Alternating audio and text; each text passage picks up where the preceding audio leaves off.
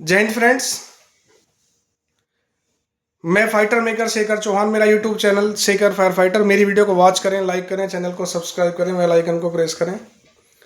मैं fire safety की video share करता हूं दोस्तों। बहुत ही इंपॉर्टेंट जानकारी आपके लिए लेकर आया हूं। गर्मी के दिनों में जैसे जैसे तापमान बढ़ता जाता है, ऐसे ही हमारी फायर कॉल्स, अग्नि दुर्घटनाएं भी बढ़ती चली जाती हैं। तो उन सबको रोकने के लिए सबसे ज़्यादा इम्पोर्टेंट होता है हम समय समय पर अपने इलेक्ट्रॉनिक्स उपकरणों को चेक कराते रहें। एसी या जो भी आप इलेक्ट्रिकल उपकरण आपके पास हैं, जैसे किसी बिल्डिंग में, मॉल में, हॉल में, होटल में, हॉस्पिटल में, हर जगह पर 80% जो दुर्घटनाएं होती हैं वो इलेक्ट्रिसिटी के कारण होती हैं। शॉर्ट सर्किट का होना, ओवरलोडिंग का होना, लूज वायरिंग का होना, टेम्परेरी कनेक्शन का होना, स्पार्किंग का होना। आप समय समय पर इनको चेक कराएं, जो कि एक आगजनी होने का कारण बन सकते हैं। साथ में अगर आग के समय में स्मोक आपको दिखाई देता है और स्मोक जहाँ पे होता है, ज़्यादा हो जाता है, तो वहाँ पे विजिबिलिटी प्रॉब्लम होती है। अगर आप कहीं पे फंसे हुए हैं तो आप नीचे बैठें, क्रॉलिंग करें और बाहर निकलें। कमरे में फंस जाते हैं तो आप दीवार पकड़ के दरवाजे के पास पहुँचें, क्योंकि आप देखते हैं स्मोक हवा से हल्का होता है। जब भी दिखाई देगा तो पहले ऊपर जाएगा, ऊपर जाने का रास्ता नहीं मिलेगा तब नीचे आएगा। तो जब तक आप बाहर निकल सकते हैं, क्योंकि ऊपर से जब नीचे आएगा तो बहुत ज़्यादा टॉक्सिक हो जाएगा। क्योंकि हमारे घरों में, फ्लैट सोसाइटीज़ में, फैक्ट्री, कंपनी, मॉल, होटल में, हर जगह पर जितने भी पीओपी, पुट्टी, फॉल सीलिंग, जितना भी सामान लगा रहता है वो सब उसके साथ में फिर मिक्स होके आता है, जो कि बहुत टॉक्सिक हो जाता है, जो हमारे हार्ट के पास जाता है, कार्डियक अरेस्ट होने का कारण बन जाता है। तो आप स्मोक में अगर फंस जाते हैं तो आप कोई गिल्ला कपड़ा या रुमाल अपना नाक पे लगा लें, जिससे कि आपको स्मोक फिल्टर होकर मिल सकता है और आपको वहाँ पे आप थोड़ी देर के लिए सर्वाइव कर सकते हैं। जो बंदा फंसा हुआ है तो उसको बचा सकते हैं।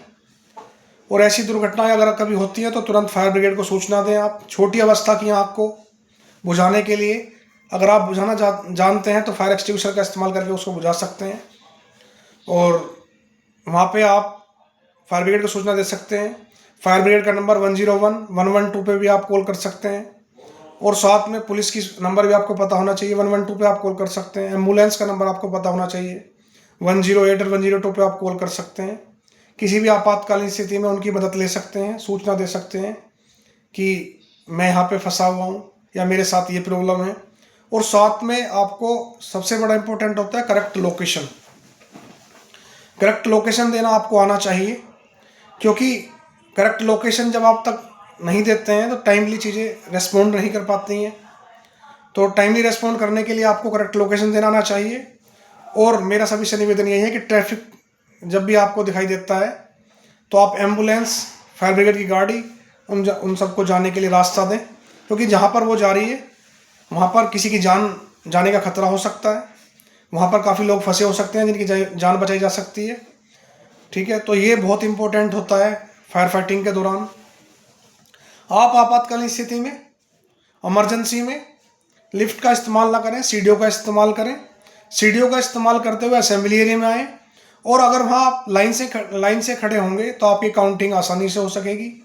अगर काउंटिंग आसानी से होगी तो जो फंसे हुए लोग होंगे तो उनका रेस्क्यू किया जा सकता है। अगर आप ठीक से नहीं खड़े होंगे, झुंड में खड़े होंगे, तो काउंटिंग करना आसान नहीं होगा और हमें पता ही नहीं पड़ेगा कौन लोग वहाँ पे फंसा हुआ है।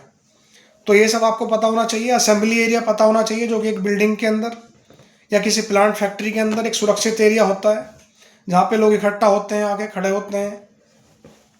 और medical first aid, basic fire fighting सभी को आना चाहिए। एक्सटिंग्विशर ऑपरेट करना सभी को आना चाहिए, जो कि आपके लाइफ में, आपके जीवन में बहुत ही महत्वपूर्ण है। आग बुझाने के लिए भी, जान बचाने के लिए भी, और भारी मात्रा में जान माल के नुकसान को होने से रोकने के लिए भी। तो अगर आप शुरुआती अवस्था में आग को बुझा देंगे, इनिशियल स्टेज फायर को एक्सटिंग्विश कर देंगे, तो आग कभी बड़ी नहीं होगी। इन सब चीज़ों के लिए आप अवेयर रहें, जागरूक रहें। जो भी प्रोग्राम आपको मिलता है आपकी कंपनी में, फैक्ट्री में, होटल में, ऑफिस में, आप उसको ज्वाइन करें। और साथ में आपके ये जानकारी है, आप अपने घर में, परिवार में, अपने बीवी को, बच्चों को अगल बगल वालों को, दोस्तों को, सबको शेयर करें, जो कि किसी का भी जान बचने का कारण बन सकता है। समय समय पर अपने उपकरणों को, बिजली के उपकरणों को चेक जरूर कराएं, जो कि बड़ी दुर्घटना होने का कारण बनते हैं। घरों में, फ्लैट सोसाइटीज़ में आजकल मंदिर फायर बहुत ज़्यादा होती है। मंदिर में आप दिया जलाते हैं तो उसका ध्यान रखें। साथ में बालकोनी में जो दिया जलता है आप उसका भी ध्यान रखें, क्योंकि आजकल इन दिनों में हवा भी काफ़ी तेज़ चलती है, तूफान, आंधी आती हैं, जिससे कि आग की छोटी सी चिंगारी बड़ी मात्रा में दुर्घटना होने का कारण बन सकती है। और फायर ब्रिगेड वालों की हमेशा मदद करें। राहत बचाव कार्य के दौरान जितना आप उनकी मदद करेंगे, जितना सीखेंगे, वीडियो ना बना करके ज़्यादा लोग उनकी मदद करेंगे, तो वहाँ पर आपके सहयोग के साथ में लोगों की जान बचाई जा सकेगी। मैं यही कहना चाहता हूँ कि अवेयर रहें, जागरूक रहें और होने वाली दुर्घटनाओं को होने से बचें। और ये जो आप कंटिन्यूअसली कोई भी इलेक्ट्रॉनिक्स उपकरण इस्तेमाल करते हैं, जैसे कि एसी या और भी कोई आप मशीनरी इस्तेमाल कर रहे हैं, तो उनको बीच बीच में 8-10 घंटे लगातार ना चलाएं, बीच बीच में रेस्ट दें, जिससे कि उनका जो ओवर हीटिंग के कारण आग लग जाती है। इन सब चीज़ों का आपको ध्यान रखना है। इमरजेंसी में लिफ्ट का इस्तेमाल कभी नहीं करना है। सीढ़ियों का इस्तेमाल करते हुए असेंबली एरिया में आना है। साइन बोर्ड का इस्तेमाल आपको करना है। और इमरजेंसी में प्रेग्नेंट लेडी, हैंडीकैप व्यक्ति, चिल्ड्रंस, ओल्ड मैन, इन सब की मदद करनी है, क्योंकि ऐसे समय में सबको अपनी जान प्यारी होती है, लेकिन वो लोग दूसरे पे डिपेंडेंट हैं, कोई ब्लाइंड है, तो उन लोगों की मदद आपके हाथ में होती है। तो ऐसे में उन लोगों की हमेशा आपको मदद करनी है। कुछ लोग इमरजेंसी के दौरान क्या करते हैं, छोटे बच्चे टेबल के नीचे घुस जाते हैं, अलमीरा में घुस जाते हैं। लास्ट में जो भी वहाँ पे वॉलेंटियर है या कोई फ्लोर मार्शल है या कोई फायर वार्डन है, तो लास्ट में वो सब चेक करके आए। लेडीज़ें कई बार वॉशरूम वगैरह में होता है और कोई वॉशरूम में होता है, तो इन सब वजह से आग लग जाती है, तो उन सब चीज़ों को चेक करके आना है, जिससे कि वहाँ पे लोगों को बचाया जा सके। नेक्स्ट, किचन फायर भी बहुत ज़्यादा लगती है, तो किचन में आप जितना भी अपना आइटम्स हैं, गैस का जो बर्नर का जो रेगुलेटर वगैरह है, सब आप उसको बंद कर दें। अगर पीएनजी इस्तेमाल करते हैं तो उसका चेक वाल्व बंद कर दें। तो इन सब चीज़ों को आपका ध्यान रखना है। जो आपकी लाइट या पंखा यूज़ नहीं कर रहे हैं, वेस्टेज है, तो आप उनको बंद करके सोएं। तो ये आपके लिए बहुत इंपॉर्टेंट सूचना है। और फिर भी अगर आप मेरे से कुछ पूछना चाहते हैं तो मेरे इनबॉक्स में मुझे कमेंट कर सकते हैं। जय हिंद, जय भारत।